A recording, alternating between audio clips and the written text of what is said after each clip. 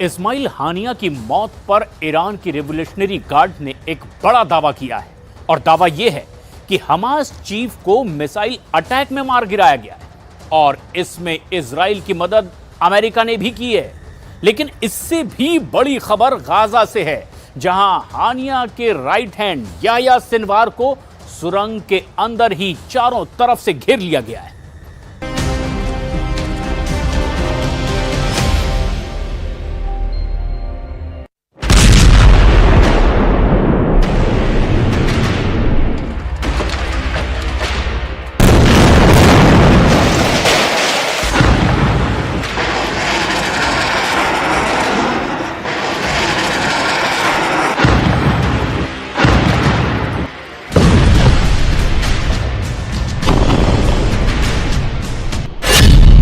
इस्माइल हानिया मारा गया।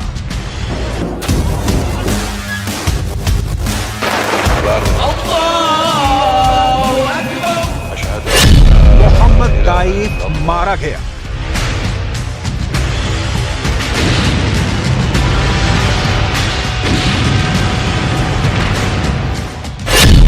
टारगेट पर याह्या सिनवार।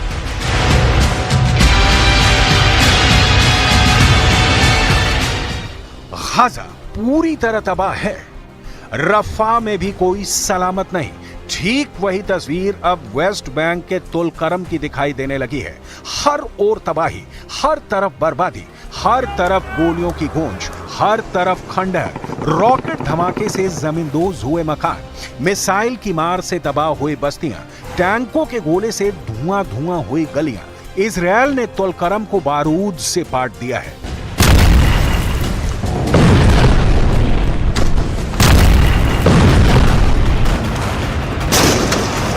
तुलकरम में इजराइल की एयर स्ट्राइक में 5 की मौत हुई है।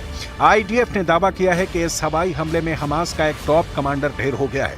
आईडीएफ ने यह हमला कतर में हानिया का जनाजा उठने के बाद अंजाम दिया। 2 अगस्त को कतर में हानिया को दफनाया गया। दोहा में हानिया को विदाई देने हमास का लीडर खलील अल हया पहुंचा था। उधर हानिया को कब्र में पहुंचाया गया, इधर इजराइल ने गाजा में कोहराम मचा दिया।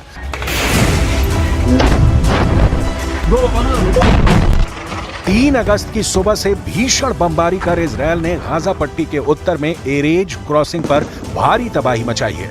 The IDF will not tolerate terrorist attack on Israeli civilians. We have been responding to these attacks with precise strikes on Hezbollah commanders, terror operatives, and military infrastructures in Lebanon. Hezbollah's ongoing aggression and brutal attacks are dragging the people of Lebanon and the entire Middle East into a wider escalation. Israel air force जहां आसमान से बारूद बरसाकर Hamas लड़ाकों का सफाया कर रही है, वहीं जमीन पर आईडीएफ कमांडो याह्या सिनवार के सर्च ऑपरेशन में जुटे हैं। आईडीएफ की तरफ से दावा किया जा रहा है कि याह्या सिनवार किसी भी वक्त मारा जा सकता है। गाजा की सुरंगों में चल रहा सर्च ऑपरेशन याह्या सिनवार के खात्मे के बाद ही रुकेगा।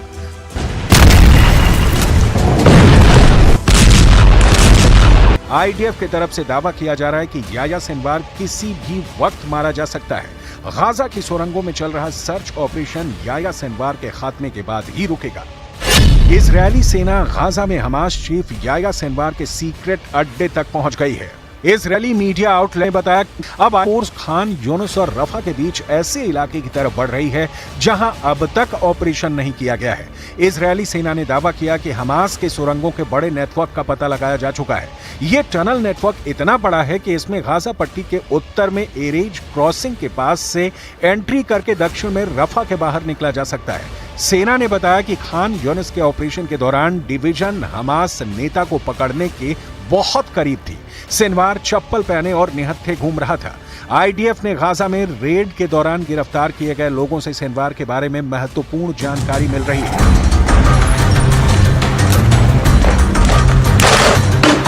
सिनवार के ठिकाने की निशानदेही हमास के कब्जे से रिहा हुए इजरायली बंधक ने भी किया है। असल में जमीनी हमले की शुरुआत में एक इजरायल की बंधक का सामना सिनवार से हुआ था। महिला बंधक रिहाई से पहले उसी सुरंग में रखी गई थी जहां वक्त गुजारा। मीडिया रिपोर्ट के मुताबिक इजरायल की स्पेशल यूनिट अब उन्हीं सुरंगों में घुसकर हमास का सफाया कर रही है। हालांकि हमास को ऐसे हमले का अंदाजा भी नहीं था। हमास इन सुरंगों का इस्तेमाल 3 काम के लिए करता है। हमास लड़ाके युद्ध के दौरान जान बचाने के लिए सुरंग में सुरक्षित पनाह लेते हैं। इसके अलावा लड़ाई के बीच थकान मिटाने के लिए हमास लड़ाके सुरंग में जा छिपते हैं। हमास फाइटर सुरंग के रास्ते एक जगह से दूसरे जगह भी बदलते हैं। लेकिन सिनवार हर वक्त इन्हीं सुरंगों में छिपकर रहता है। कभी कभार ही वो सुरंग से बाहर खुली हवा लेने निकलता है। 10 महीने से जारी युद्ध के बीच सिनवार को 2 बार खुले में घूमते हुए देखा गया है। आईडीएफ के टॉप ऑफिसर्स मानने लगे हैं कि हमास के ज्यादातर लड़ाके लंबे समय तक सुरंग में नहीं रह सकते हैं। युद्ध के बीच हमास के 3 लड़ाकों ने आईडीएफ के सामने सरेंडर तक कर दिया है। आईडीएफ की 98 डिवीजन को इसलिए सुरंग में ऑपरेशन तेज करने के ऑर्डर मिले हैं। याह्या सिनवार इजरायल की हिट लिस्ट में सबसे टॉप पर है। इस हमास लीडर से नेतन्याहू सबसे ज्यादा नफरत करते हैं क्योंकि सिनवार पूरे इजरायल को चिढ़ाने का कांड कर चुका है। पिस्तौल के साथ सिनवार की ये तस्वीर देखिए। इस तस्वीर की बड़ी खौफनाक कहानी है। 11 नवंबर 2018 को इजरायली स्पेशल फोर्स की टीम ने दक्षिणी गाजा पट्टी के खान यूनुस में बड़ा ऑपरेशन अंजाम देने जा रही थी, जिसकी खबर हमास के खुफिया शाखा अल कसम खुफिया विभाग को लग गई। हमास के लड़ाकों ने तब इजरायली स्पेशल फोर्स की गाड़ियों को घेर लिया था। अल कसम का फील्ड कमांडर नूर अल दीन बराका इस ऑपरेशन को लीड कर रहा था। इजरायल फोर्सेज ने इस ऑपरेशन में कमांडर बराका और मोहम्मद माजिद अल करा को ढेर कर दिया था। लेकिन जैसे ही ऑपरेशन का भंडाफोड़ हुआ, इजरायली फोर्स मोर्चे से वापस लौटने लगी। लेकिन अल कासम के लड़ाकों ने जोरदार हमला शुरू कर इजरायल कमांडोज को घेर लिया। तब इजरायली लड़ाकू विमानों, ड्रोन और हेलीकॉप्टरों ने पीछा कर रहे हमास के आतंकियों पर दर्जनों हवाई हमले किए। भारी हवाई कवर के बावजूद हमास के अल कसम ब्रिगेड के लड़ाकों ने पीछा करना जारी रखा। इस दौरान इजरायली सेना का एक हेलीकॉप्टर सीमा पर लगी बाड़ के पास उतरा और भारी गोलीबारी में भाग ले रहे इजरायली कमांडो के जीवित और मारे गए लोगों के शवों को बाहर निकाला।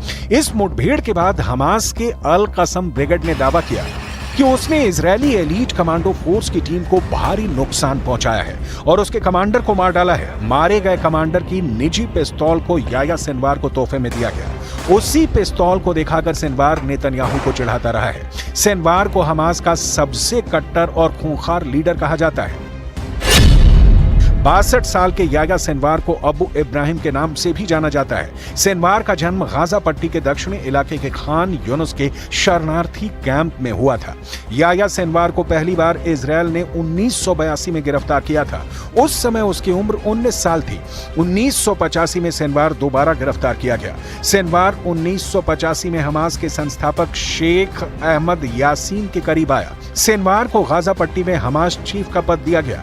बीबीसी की एक रिपोर्ट के मुताबिक सिनवार ने इजरायल के लिए जासूसी करने के शक में एक आदमी को उसके भाई के हाथों ही जिंदा दफन करवा दिया था। हैरानी की बात यह है कि दफन करने का काम किसी फावड़े से नहीं बल्कि चम्मच से किया गया था।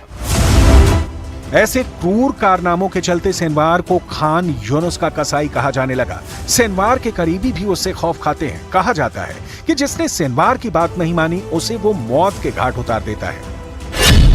सिनवार ने साल 2015 में हमास कमांडर महमूद इश्तवी को टॉर्चर कर जान ले ली थी।